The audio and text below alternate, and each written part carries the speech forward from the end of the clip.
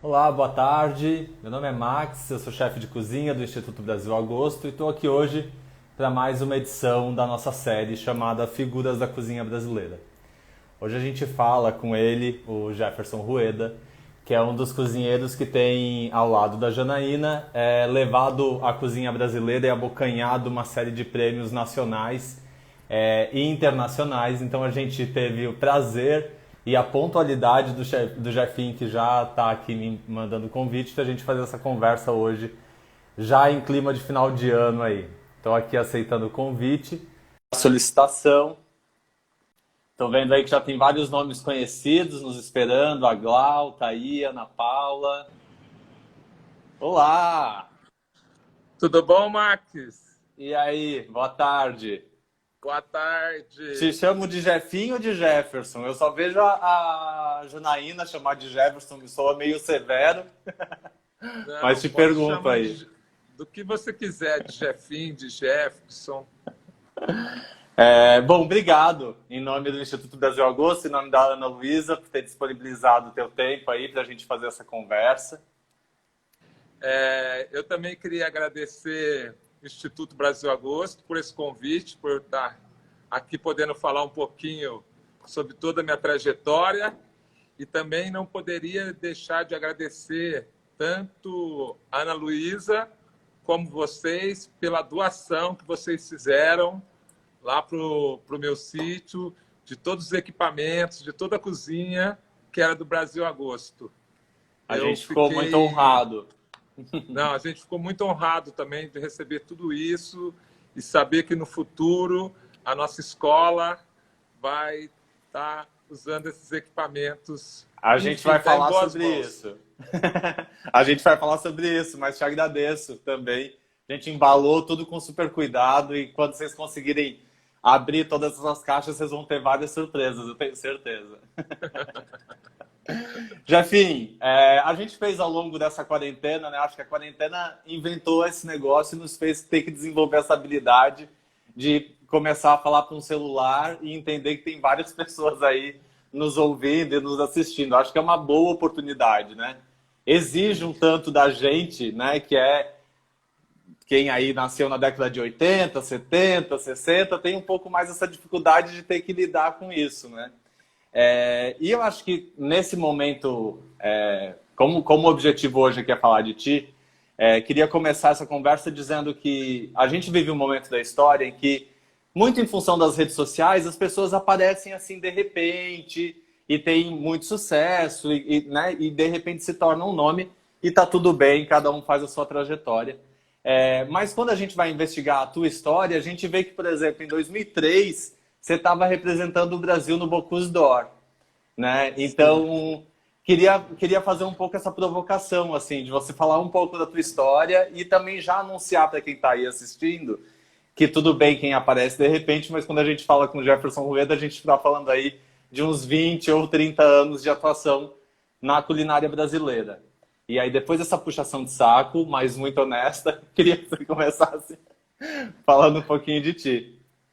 É, então, Max, a primeira vez que eu pus a mão numa panela assim foi com 7 anos de idade, porque os meus pais trabalhavam fora, o meu pai chegava antes em casa, chegava por volta das 4 da tarde, e a gente tinha uma horta muito grande em casa, tinha um galinheiro, aquela vida de interior, né? Uhum. E eu e meu irmão costumava a ir para a horta com meu pai, arrumar a horta, limpar, cuidar das galinhas, e ali a gente já decidia o que ia ter de janta em casa para poder esperar minha mãe. E com 7 anos eu pedi para o meu pai me ensinar a fazer arroz. Aí, enfim, eu aprendi a fazer arroz, aí passou um tempinho, eu pedi para ensinar a fazer feijão, aí, como a gente diz no interior, depois eu pedi para ensinar a fazer a mistura. A mistura. Enfim, com 12, 13 anos, quem comandava as caçarolas em casa era eu. E, enfim, depois fui trabalhar num açougue, que eu trabalhei dos 15 para 16, até os 18, quando saiu o primeiro curso no Brasil de chamar CCI, Cozinheiro-Chefe Internacional, em convênio com o CIA, que é uma escola americana. Sim. E, enfim, eu fui embora para Águas de São Pedro, fui estudar, achando que eu voltaria para Rio Pardo, porque até então, meu combinado com meu pai é que eu voltaria a montar um bar na esquina de casa, no terreno que a gente tinha. Eu fui, meu pai já comprou um caminhão de bloco e deixou na esquina, esperando eu Já voltar. vou fazer o fundamento. Sim. E aí, eu não voltei. Vim embora para São Paulo, fui trabalhar com o chefe Laurent Soador e, enfim, depois eu comecei a correr atrás desse meu sonho, né? Que era ser, na verdade, a gente não falava nem chefe de cozinha, eu queria ser cozinheiro, né? Uhum. Era uma época que a única pessoa que colocava o nome na doma era somente o chefe, dentro de uma cozinha. O restante usava todas as domas lisas, sem nada. E foi aonde eu comecei essa trajetória. Aí, como eu venho de uma família de classe média e tinha sonhos de poder fazer estágio fora do Brasil, eu vi que a chance que eu tinha na época dentro da FISPAL, que é uma feira grande ligada ao setor de hotelaria, tinha os Jovens Talentos, que o Laurent Soador também fazia esse concurso, e eu vejo que era um nível muito alto. Tinha cozinheiros do Brasil inteiro ali representando seu estado e tentando ganhar esse concurso, porque o ganhador ganhava um estágio de 3 meses na França, em Paris. Aí eu acho que eu participei o primeiro ano de ajudante de um amigo, acho que a gente ficou em quarto lugar, aí depois o outro ano eu fui, não deu certo, aí depois eu sumi um ano, porque eu falei, nossa, como eu faço para ganhar isso, né? Deixa eu Aí marejar um pouco. depois eu me preparei novamente, aí fui, enfim, consegui ganhar o concurso e consegui também realizar o sonho de poder ir para fora do Brasil e poder fazer um estágio. Aí fiquei 3 meses em Paris, fiz meus estágios, depois fiz estágio no Cordon Bleu. Aí eu voltei, aí eu queria participar do Bocuse d'Or. E, e quando eu ganhei esse concurso Jovens Talentos, quem foi o presidente da mesa foi o Roger Jalou, que era o chefe do Laurent. Ele já faleceu, acho que faz uns 2, 3 anos atrás, mas era o chefe principal do Bocuse d'Or. E nisso eles estavam procurando um candidato para representar o Brasil e ele que ia vir para o Brasil fazer o treinamento desse candidato. Ele falou para o Laurent, cara, você já tem um candidato para representar o Brasil. Aí foi ao Jefferson. Foi aonde, de novo, eu voltei com o Laurent, fiquei treinando, representei o Brasil em 2003 no Bocuse d'Or. Então, eu sempre fui uma pessoa focada naquilo que eu sempre quis, assim, sabe? Meu sonho sempre foi cozinhar. Não necessariamente, assim, sou extremamente feliz hoje de tudo os prêmios que eu ganhei, aonde eu consegui chegar, né, pelo viés da gastronomia. Eu sou extremamente agradecido a essa terra que me acolheu, São Paulo, e foi isso. Enfim, em média 15 horas por dia há 26 anos dentro de uma Dentro da cozinha. cozinha. Sim, Acho que essa é uma depois, característica muito tua, né? Desculpa te interromper, mas tem uma coisa no Brasil, e não sei o que estou dizendo, né? Vários jornalistas dizem isso, e é uma característica de mercado, mas tem uma coisa no Brasil, principalmente, que o chefe de cozinha, muitas vezes, para ganhar dinheiro, ou muitas vezes, por acordos comerciais, ele acaba se afastando da própria cozinha, né? E essa é uma coisa que a gente que te acompanha, é uma característica muito tua, assim, você segue ali dentro da cozinha cotidianamente, apesar de gerenciar várias casas aí em simultâneo, né? Ou ser sócio de dono de várias casas em simultâneo. Mas você tem um cotidiano bem dentro da cozinha até hoje, né? sim, eu falo que é o lugar onde que eu me fortaleço. É onde eu deixo todos os meus problemas de lado é onde eu não penso em outra coisa a não ser ir a cozinhar. Eu falo, enfim, ainda mais agora no futuro, com o sítio, a gente querendo ter uma escola de cozinha caipira a céu aberto, eu vejo cada vez mais eu estou indo para esse lado didático, Aham. né, de ser uma pessoa mais sensata no sentido de ter mais paciência, né? A gente vai envelhecendo, vai ficando mais tranquilo. E eu falo que já são tantos anos dentro de uma cozinha, eu acho que seria muito egoísmo meu querer ter tudo isso que eu aprendi, né, nessa minha caminhada aí, desde que eu cheguei em São Paulo, e não passar isso para as outras gerações, né? Então, eu acho que, enfim, eu não consigo me ver fazendo outra coisa. Como a Janaína fala, eu acordo falando em comida e durmo falando em gastronomia.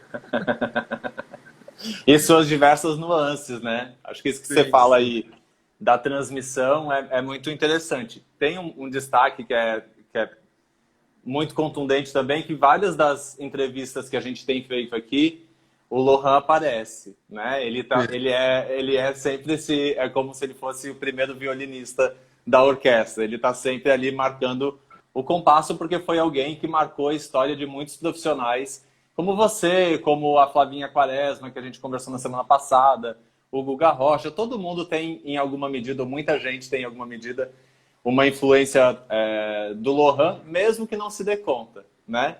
Muitas vezes a Sim. gente está aí reproduzindo receita ou técnica que foram, né, ele, o Claude e os outros franceses que chegaram aí nessa primeira leva que desenvolveram e a gente reproduz uma musseline de batata baroa como se estivesse inventando a roda. E eu acho que então o Lohan tem essa característica, né, de ter feito uma transmissão muito generosa e de seguir fazendo uma transmissão muito generosa. Acho que é isso que me soa, pelo menos quando eu ouço você e a Janaína falarem da escola, que é Sim. essa generosidade de transmitir esse conhecimento. E aí queria te fazer uma pergunta que é será que a gente vai ter aí uma primeira escola ou uma escola que tenha esse olhar cravado na técnica brasileira, no jeito brasileiro de fazer, nos métodos tradicionais brasileiros, que eu acho que é uma coisa que a gente ainda critica muito das formações, né? Sim, vai ser 100% voltado à técnica, os hábitos e costumes e cultura brasileira.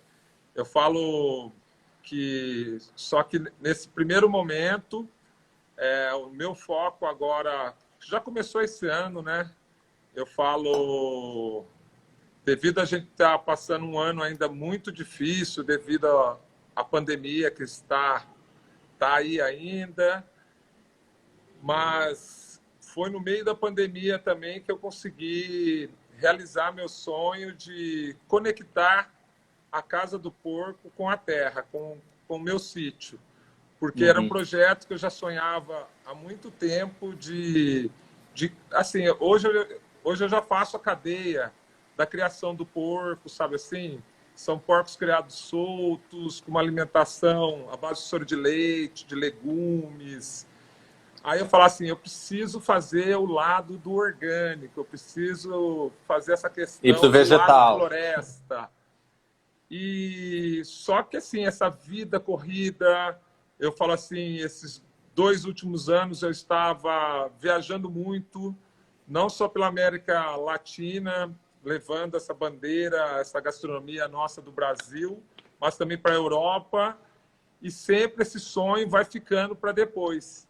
E no meio dessa pandemia, eu acabei me conectando mesmo com o sítio, com a terra, e estou extremamente feliz de hoje saber que eu estou organizando o sítio, antes de mais nada, com essa parte de conectar com os pequenos produtores da minha cidade, essa questão de mapear todo o terreno onde estou, comecei as plantações, eu entender o volume do restaurante, de cada ingrediente, porque depois que eu fechar toda essa cadeia, que é o entorno do sítio, eu acho que aí o passo, sim, vem a escola, porque o entorno está pronto para os alunos que no futuro vamos ter nessa escola. Na verdade, eu quero unir agricultura com gastronomia, sabe? Da forma que eu estava te falando, que a minha memória afetiva era eu e meu irmão esperando meu pai no portão de casa para a gente chegar e mexer na terra, saber o que tinha para colher, definir ali o que a gente ia comer, né? Esperando minha mãe. Essa agora é uma forma ampliada, né? No sentido que, enfim, eu quero ter o sítio vai ser um lugar autossustentável. Tudo a gente vai produzir ali, vai beneficiar ali. E aquela coisa, né? No futuro, a pessoa que estiver lá vai querer, quero fazer uma linguiça. Primeiro ela vai precisar aprender a manejar o porco no dia a dia. E eu acho que se todo cozinheiro tivesse esse contato com a terra, ele ia olhar com outro olhar na hora de manipular esse alimento, na hora de pensar em não ter desperdício, em pensar em estar conectado com o planeta Terra, né? Eu falo, se cada um cuidar de um pedacinho de terra, igual eu falo assim, se a gente cuidar do nosso entorno, do nosso restaurante, isso já está fazendo uma grande missão. Eu falo, hoje que eu tenho um pedacinho de terra, eu falo, se eu cuidar bem desse pedacinho de terra, eu vejo que eu já vou estar ajudando muita gente, mudando muitas coisas e conectar, né, o campo, o interior com a cidade grande, né?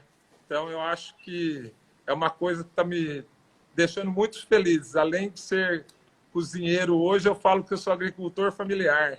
Familiar. Eu tirei né? toda a minha papelada do sítio, eu falo, agora eu sou agricultor familiar. Olha que maravilha. O que é algo... Por favor. E tanto que o menu da Casa do Porco agora no próximo ano, o nome dele vai ser Criar, Plantar, Colher e Cozinhar. Tudo focado em cima de tudo que eu já venho testando esse ano, desde que eu comecei a mexer no sítio, a plantar, a reestruturar tudo. Eu falo que agora para 2021, essa vai ser a grande entrega para os nossos clientes. Essa conexão, não só do trabalho que já fazemos com o porco há quase 10 anos, porque eu falo assim, o restaurante tem 5 anos, mas essa questão de mexer com essa coisa do porco já foi 5 anos antes que eu comecei a ir atrás dessa pessoa que é meu sócio hoje, começar aquele namoro, ele acreditar numa mudança, num projeto novo, ter uma criação de porcos caipiras de raças brasileiras, eles criados solto, enfim, eu falo, é muito bom ver os nossos sonhos se realizarem, né? E a gente saber que isso é para um bem maior, né? Eu acho que deixar para as próximas gerações como inspiração também. Eu quero dizer que a gente fez um furo de reportagem aqui, que é o próximo menu da Casa do Porco. Oi? Mas, cara, tô dizendo que a gente fez um furo de reportagem aqui, que a gente já tem o próximo menu da Casa do Porco.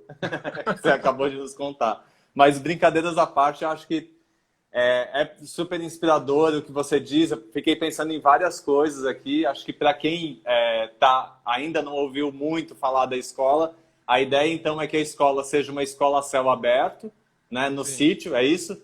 Sim. O que ainda é mais inovador, né? Que é essa ideia de que para aprender cozinha você tem que estar na terra, não necessariamente, né, também dentro de uma cozinha, mas que precisa dessa proximidade. E nós, como cozinheiros, né, muitas vezes as mudanças vão acontecendo e que vão mudar muito a nossa alimentação e a gente não se dá conta. Acho que algo que mudou muito a nossa profissão e a nossa alimentação foi, por exemplo, o surgimento da geladeira, que tem 50, 60 anos. E que antes disso, o manejo do porco, o manejo da carne, ele ia usar completamente outro aparato tecnológico. Eu sou do sul do Brasil, então um lugar de muito fogo de chão, né? Esse tipo de manejo da carne, mas conversando com os meus pais, eles me contavam que quando se matava o porco, não se assava o pernil do porco. Se comia no dia, naqueles dias, as vísceras, as coisas que iam estragar mais rápido. Porque a Sim. carne você vai deixar na gordura, vai fazer na lata, vai secar, vai desenvolver outras técnicas, né? Sim. Então, acho que eu fico muito feliz de ser vizinho da Casa do Porco, então já estou ansioso por esse novo cardápio. Mas acho que é muito louvável o que você faz na Casa do Porco, que é isso de usar muito da tradicionalidade, né, do que é tradicionalmente, de trazer o que é de melhor do tradicional, por exemplo, o porco criado solto, com uma alimentação adequada, com o manejo correto desse ingrediente, agora essa preocupação com os vegetais também, mas trazer isso de uma maneira que não seja brejeira, que não seja antiga, que seja moderna, que seja arejada. A Casa do Porco tem, inclusive, um olhar estético muito contemporâneo, inclusive, né? Então, é um pouco isso, assim. E a coisa do preço, né? Que eu acho que... E do giro, que é uma aposta muito particular também de vocês. Queria que você falasse um pouquinho disso, de como é fazer alta gastronomia com o menu degustação que está abaixo de... Não sei quanto está agora, mas estava abaixo de R$ 150 até o começo do ano, por exemplo. Continua. Continua? Não, tá R$ 150. Tá. É isso. R$ 150. Enfim, eu falo que desde que eu cheguei em São Paulo, eu acabei passando, como eu te disse, por vários restaurantes. Sou uma pessoa muito viajada.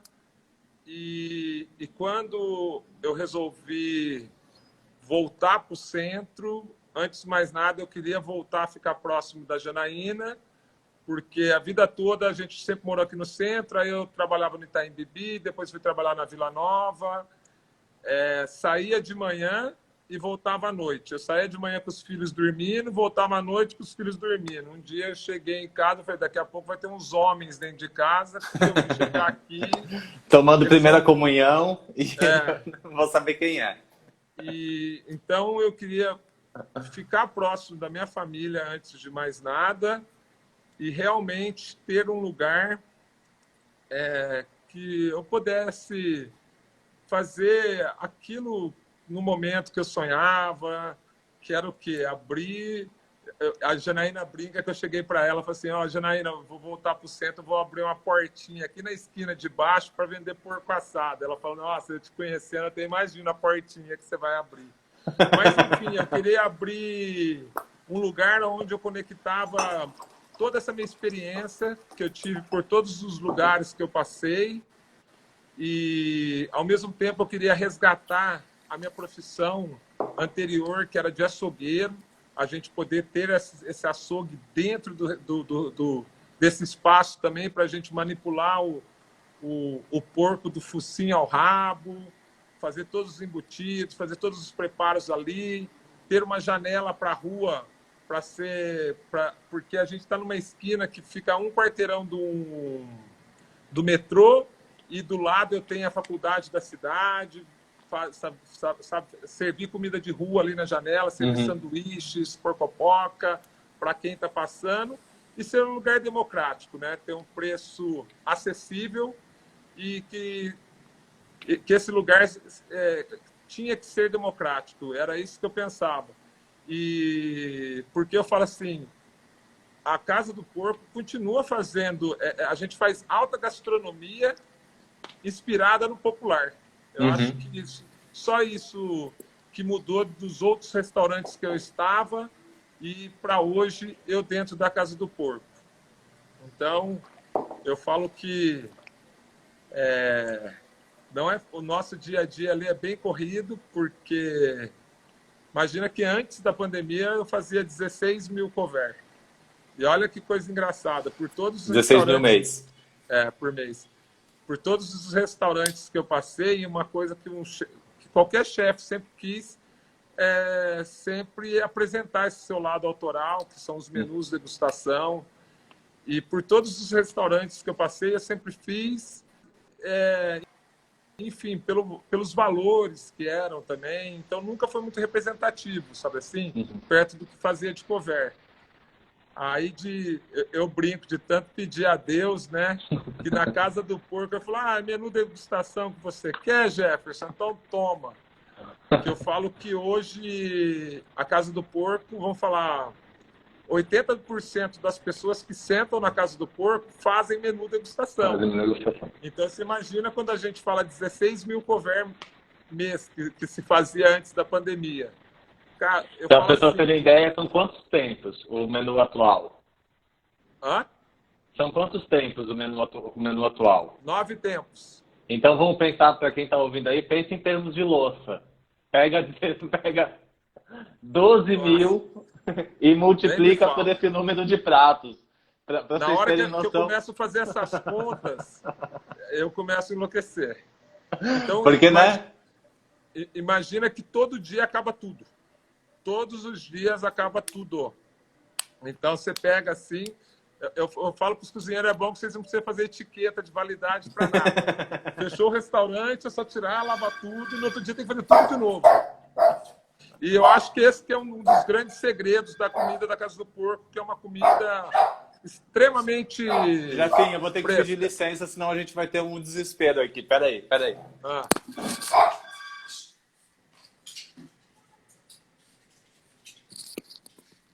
Como ele chama?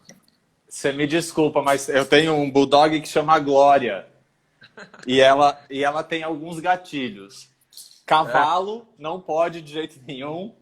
Interfone e skate. Esses três...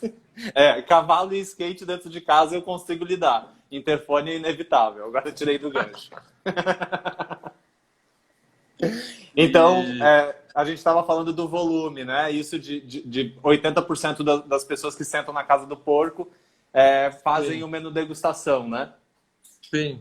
E eu falo que no dia a dia é uma correria muito grande, mas que ao mesmo tempo me deixa extremamente feliz, emocionado de ver que tem pessoas assim do Brasil todo, muitas pessoas da América Latina, enfim, é uma loucura. Eu falo que a Casa do Porco enfim, para mim é uma realização profissional muito grande. Tá no teu olho, Jefinho. Se faltar palavra, a gente tá vendo na tua expressão que ela representa. Eu queria fazer um destaque que a gente também ouve muitas vezes na crítica, porque a gente tem muitas vezes na crítica gastronômica sempre, em todas as áreas, a gente quer descobrir o futuro, né? Então, agora na pandemia isso ficou muito claro. O novo normal, como que vai ser, que ninguém sabe direito como é. Mas a gente escuta muitas vezes falar que o menu degustação é antiquado, que ele está ultrapassado, que não faz mais sentido.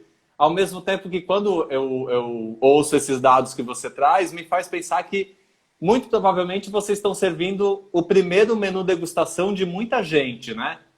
Sim. Porque eu imagino que muita gente que frequenta a Casa do Porco vai fazer um menu degustação pela primeira vez ali. Então a gente também está falando de alguma maneira de educação para o paladar ou de possibilitar uma nova experiência, né? Porque existem nuances diferentes, né? Sim. Eu vejo assim, e eu falo assim, se a gente for ver, tudo já está pronto aqui na nossa frente, né? Tudo já existe. Eu falo, não precisa nascer um outro Ferran Adrià. Se a gente conseguir melhorar só o que a gente tem no nosso entorno, sabe assim, as coisas básicas do nosso país, que eu falo que assim, a parte de laticínio, a parte de embutidos, a parte dos pães, sabe? Só o básico a gente já tem muito o que fazer, né, para melhorar.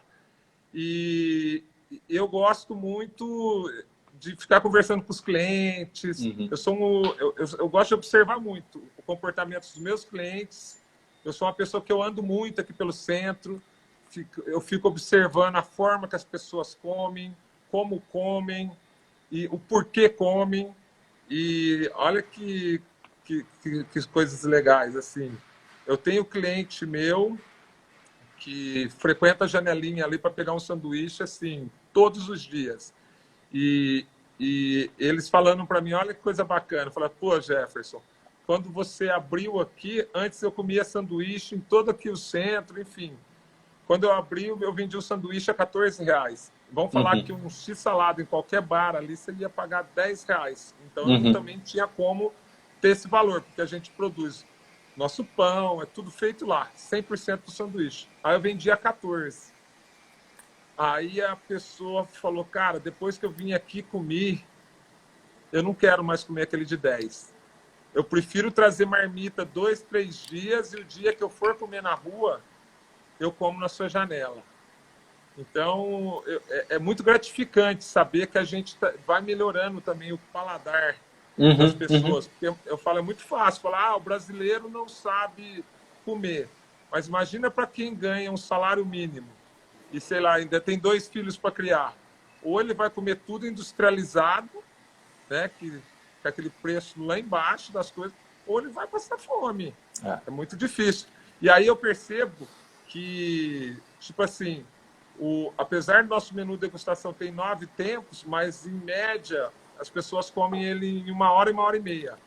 Ele é bem rápido, ele é bem prático, porque o que eu vejo, que eu percebo que não é que o menu saiu de fora de moda, né?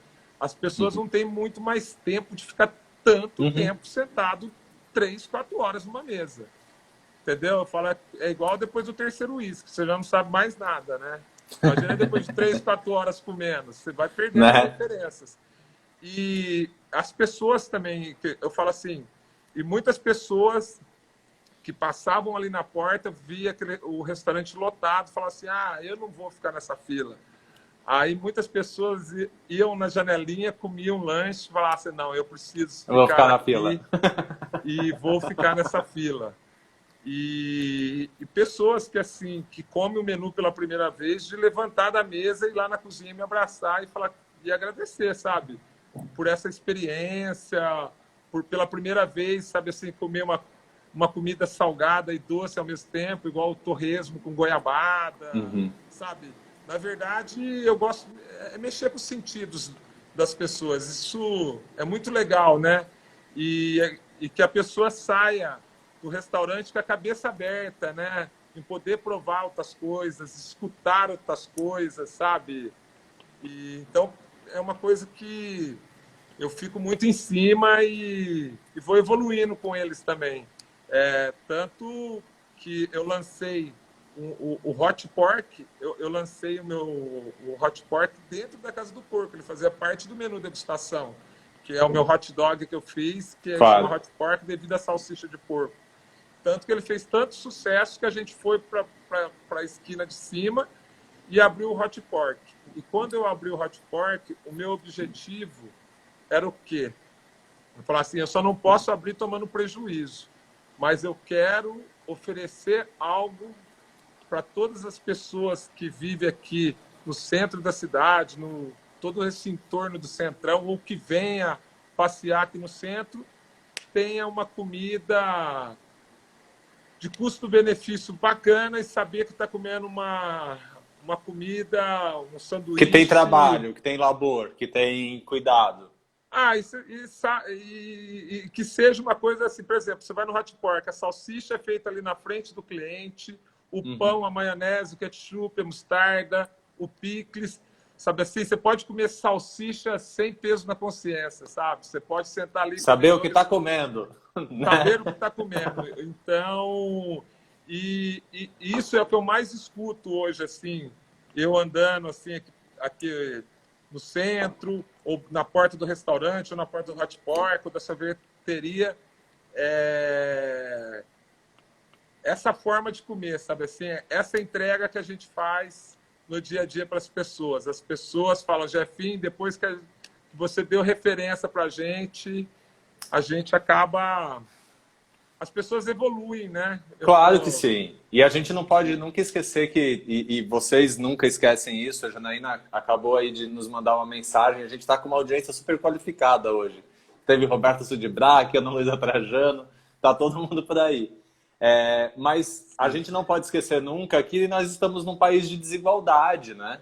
E quando a gente fala de um país com tamanha desigualdade, a gente tem que evitar ao máximo tentar encaixar todo mundo na mesma régua, porque é muito tirano fazer isso, né? Então, inclusive isso da discussão da própria comida de verdade, né? Em que medida, assim, de onde a gente pode exigir o quê, se é que a gente pode exigir alguma coisa, porque tem aí muitas vezes não é falta de consciência, não é falta de conhecimento, é falta de margem de manobra para poder fazer melhores escolhas. Então, eu acho que quando você fala aí, conhecendo também a Janaína, daqui a pouco eu vou fazer a pergunta indiscreta de querer saber como que é ser o marido da Dona Onça, porque também há de ter uma complexidade, porque, né? Mas vocês têm muito isso de estar direcionados por projeto, né, Jefinho? Projeto da forma mais ampla, assim. Eu acho que tem isso que você fala, eu quero abrir o Hot Pork, mesmo que não tenha dinheiro, mas eu quero abrir, porque eu tenho esse projeto. Aí agora a escola é um novo projeto, e o sítio é um projeto, então o Ocupa a Rua é um projeto. Vocês têm, no momento da história de que a gente banalizou a ideia do propósito, vocês fazem isso de forma muito orgânica, né? Porque é a forma como vocês têm conduzido. Isso é muito interessante, porque quando a gente fala de projeto, a gente supera a questão individual, né? Porque projeto sozinho é sonho. Então, tem sempre uma ocupação com o entorno, né? Uma preocupação com quem está à volta do que vocês desenvolvem, né? Sim.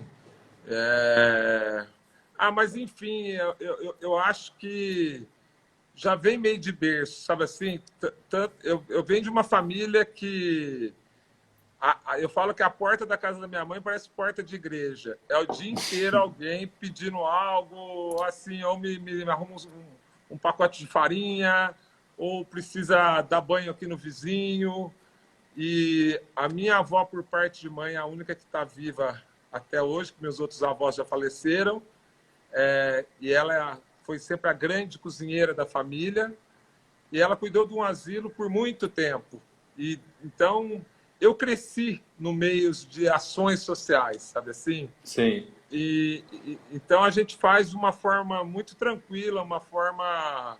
Eu não consigo ver diferente disso, entendeu? Igual para mim, eu andar pelas ruas aqui do centro e ver morador de rua dormindo na rua, para mim não é normal. Porque onde eu nasci não tinha isso.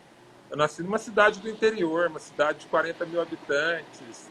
Eu morava a 500 metros da beira do rio. Estava calor, eu chegava ali na beira do rio, ia nadar, voltava, tomava um sol. Nunca deparei com esses problemas sociais e vivendo numa cidade pequena. E sempre, o tempo todo, sempre ajudando o próximo. E eu acho que é isso, sabe? É isso que é o mínimo que podemos fazer, né? Eu falo, é uma cidade que me acolheu tão bem, sabe assim? As pessoas admiram tanto o meu trabalho. Como eu volto a repetir, por tudo que eu consegui, eu falo que o mínimo é essa troca, né? Eu acho que a gente tem que sempre estar aí aberto em ajudar o próximo. Acho que é de extrema importância em todos os sentidos, pelo viés da gastronomia, enfim, do que for a sua área. Você sempre está podendo ajudar alguém, eu acho que isso é muito importante. Isso é muito transparente no que vocês fazem, né? O tempo voa, mas a gente ainda tem um tempinho. Queria retomar aí a Dona Onça, né? Eu acho que tem uma coisa que é Dona Onça, né? Acho que tem essa coisa que tem esse chega a ser meio místico, né? Acho que a Janaína tem um pouco essa aura de transparecer uma mulher e de ser uma mulher muito forte, né? Eu sou filho de uma mulher muito forte e por toda coincidência, meu pai chama minha mãe de Onça, não é Dona Onça, mas eu cresci com ele dizendo, olha, você arruma isso aí que daqui a pouco a onça vai chegar, que era a referência da minha mãe, que olha, né, você junta as tuas coisas que daqui a pouco o pau vai comer. Como que é? Porque vocês trabalham bastante juntos, ao mesmo tempo que tem o bar da Dona Onça, mas vocês têm vários empreendimentos juntos. Como que é trabalhar tão junto assim? Não é tão junto, né? Você viu que eu fui montar a Casa do Porco 2 quarteirão para baixo, porque onça come porco. Não é? Já Não tá é dito. tão... Enfim, eu falo que, na verdade, somos almas gêmeas. A gente se completa, entendeu? Eu percebo que a Janaína, enfim, ela é muito correta no que ela faz, da forma que ela vive. O que é certo, o que é errado. Não tem meio termo. E, enfim, todo mundo, na verdade, tem uma Dona Onça em casa, né? É só saber né? como querer, é só saber pisar no calo dela que você vai ver se não vira onça. Mas eu vejo que, enfim, acaba dando muito certo porque ela tem os pensamentos dela, eu tenho os meus. Aí, como um bom leonino e de sangue espanhol, sou teimoso. Então, de vez em quando, tem os atritos, mas sempre para algo melhor. Então, eu acho que isso que é o importante, sabe? Mais que ter uma hora que a gente tem uma discussão, aqui eu concordo, não concordo, mas no final é para fazer algo melhor, não nunca para pior, né? Eu vejo que isso que é legal de ambas as partes, nós dois na relação. Mas olha que engraçado, a gente imagina, nossos negócios fica tudo em volta de um quarteirão, é a Casa do Porco na esquina de baixo, Dona Onça aqui, na outra esquina, Hot Pork, sorveteria, mas somos muito independentes, no sentido que a gente acorda junto, toma café, eu saio de casa, eu saio para um lado, ela sai para o outro, e a gente está por aqui, e tem dia que vai se ver só depois à noite em casa novamente. Ela chega na Casa do Porco, cadê o chefe? Acabou de sair, foi não sei para onde. A gente fica aqui nos mesmos quarteirão, mas não necessariamente junto. Sabe assim? Que eu acho que isso que é o mais gostoso.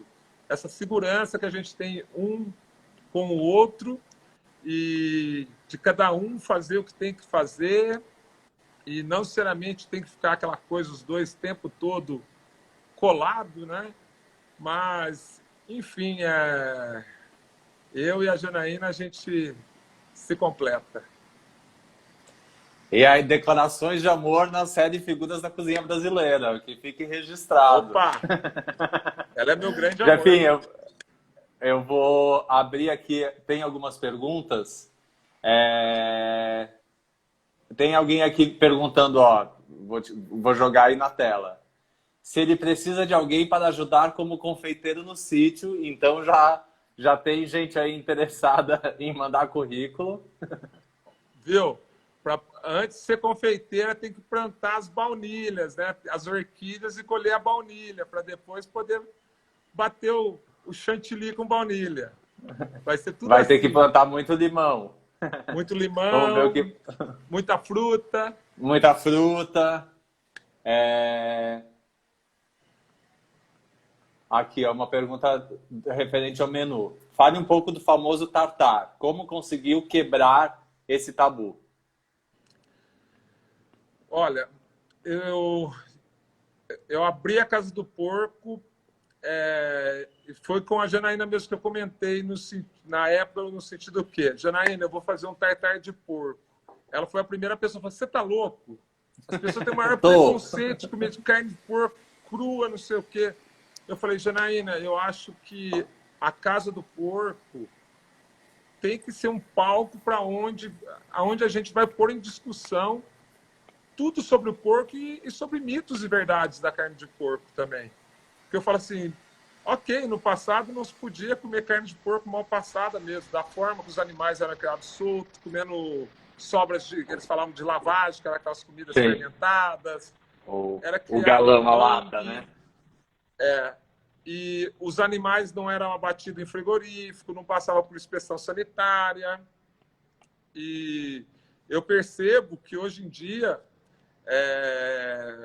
Em parte de frigorífico, o Brasil detém tecnologia como o terceiro, quarto país maior do mundo em tecnologias em parte frigorífica.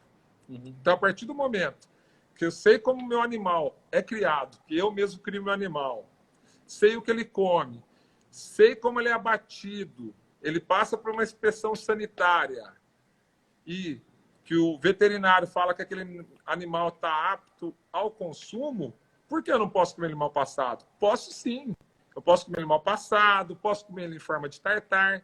Foi aonde eu coloquei até para mexer um pouco com o sentido do cliente. Ele parar e falar, ô louco, isso aqui é tartar de porco cru? É, entendeu? Porque... E foi, eu acho que, assim, pelo que eu pesquisei, a Casa do Porco foi o primeiro lugar no mundo a servir tartar de porco. Hoje, agora no menu degustação, eu juntei o marco carroça, porque eu estou servindo chama por atum. É porco com atum. Estou fazendo um tartar de porco com um tartar de atum misturado. E o tartar de porco, que já é clássico, também continua no cardápio. Eu vi esse prato do porco com atum. Mas tá louco, né, Jefim? Servir carne, a Janaína tava certa. Mas é dessas loucuras que provocam alguma mudança, né? Eu acho que tem isso que essa pessoa levanta da questão do cru, mas também tem uma outra dimensão que eu acho que a Casa do Porco é muito provocativa, que é de que nós brasileiros, a gente durante muito tempo tratou a carne de porco como uma carne de segunda, né? Como uma carne menos nobre, uma carne menos especial. Então eu acho que essa também é uma contribuição que vocês fazem de forma muito contundente, que é colocar esse produto num lugar de desejo, né? Sim, sim. Com certeza. Porque eu falo assim, que o grande problema do porco era a cisticose. E o boi tem esse problema também. Você entendeu? E hoje em dia, por exemplo, no frigorífico onde eu abato porco, eles falam que faz mais de 40 anos que eles não abatem um animal que tem essa doença. E com boi aparece. Porque o quê? É a partir do momento que o animal entra em contato, que ele come a fezes do ser humano, né?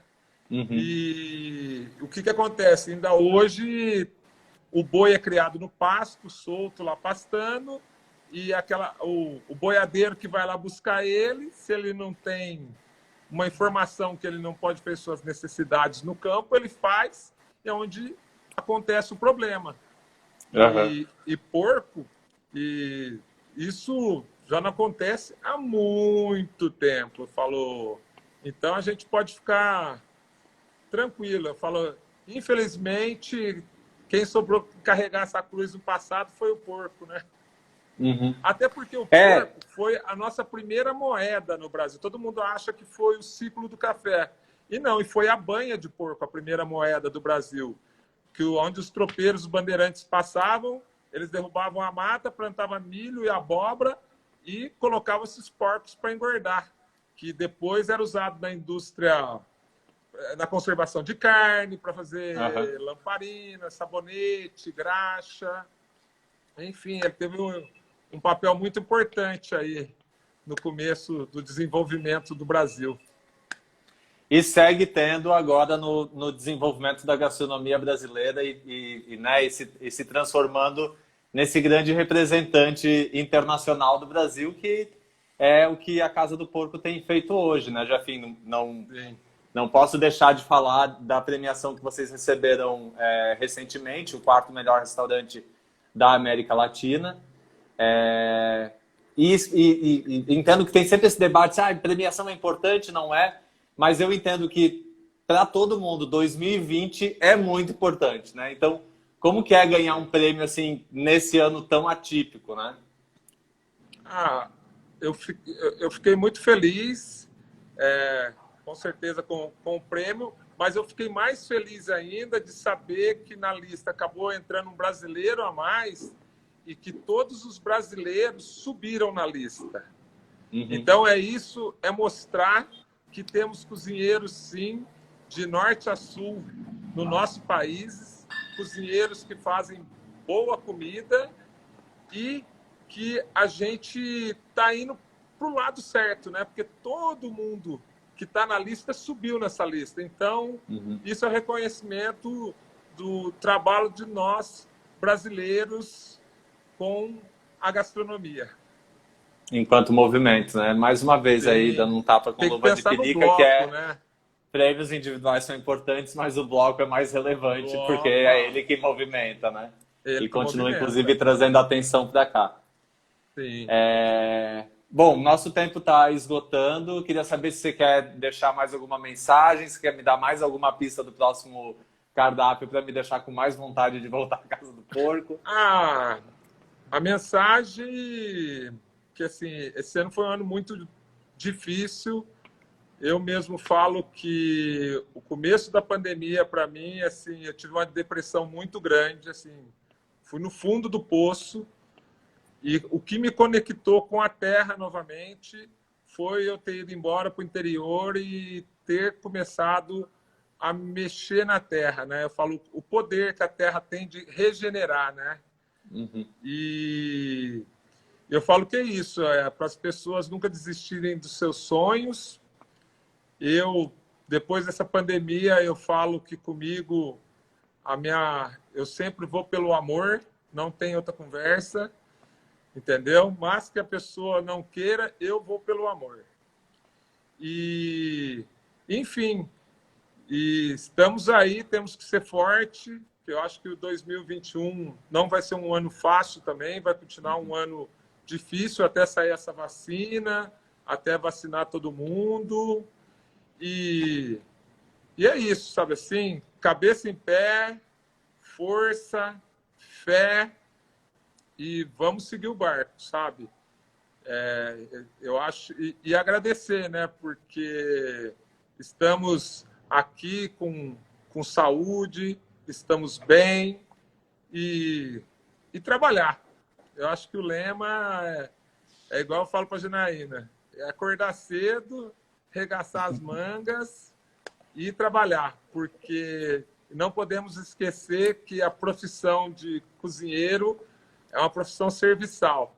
Temos que estar todos os dias no nosso restaurante, com as portas abertas, os sorrisos na cara e receber os nossos clientes da melhor forma possível e que eles saiam de lá com a entrega do sonho, né? Porque muitas pessoas que vão aos nossos restaurantes, eles têm um sonho, que é um sonho de estar ali, de poder estar naquele momento ali. E eu falo, é muito frustrante, né? Não ter essa entrega. Então, é o que eu peço para os meus funcionários todos os dias, no briefing, antes de abrir, que sempre pensar nessa pessoa que veio de longe, ficou ali, esperou, né? Fez uma reserva para poder estar ali realizando esse sonho. Então, a nossa missão é entregar esse sonho para ela, que ela realize esse sonho e que saia de lá feliz e recomende o restaurante para milhões de pessoas depois. E tá aí o segredo do sucesso. Acho muito bonito da tua parte falar dessa vulnerabilidade que acho que todo mundo enfrentou, ou todo mundo que minimamente se refletiu aí no que está acontecendo com o mundo, se abaixou um pouco, né? Teve uma queda de energia mas acho que aí agora falando pessoalmente como cozinheiro e aí também em nome do Instituto, te lembrar que a gente olha para você o tempo todo, para você, para a Janaína, para todos esses nomes que têm sido premiados, e a gente olha porque é uma trajetória que nos dá esperança. Então, também lembrar disso, né? De que é uma construção para a gente e também para quem está aí vindo nas próximas gerações. Sim. Muito obrigado. E em nome do Instituto, mais uma vez, obrigado pela tua disponibilidade de tempo e pelo trabalho que você faz pela cozinha brasileira. E, mais uma vez, eu queria agradecer o convite e, particularmente, a Ana, novamente, pela doação, né, que vocês fizeram para a gente. E, enfim, ficamos muito felizes. Agora, no final do ano, vou estar no sítio e, com muita calma, eu vou abrir as caixas pacote por pacote e ver tudo que tem dentro deles, porque está tudo guardadinho, com muito carinho e amor. Se tiver dúvida, você me escreve. Tem algumas coisas que vai ter que montar. Tá bom, então. Muito obrigado, Jefinho. Tchau, Valeu. tchau. Um abraço. Tchau, tchau.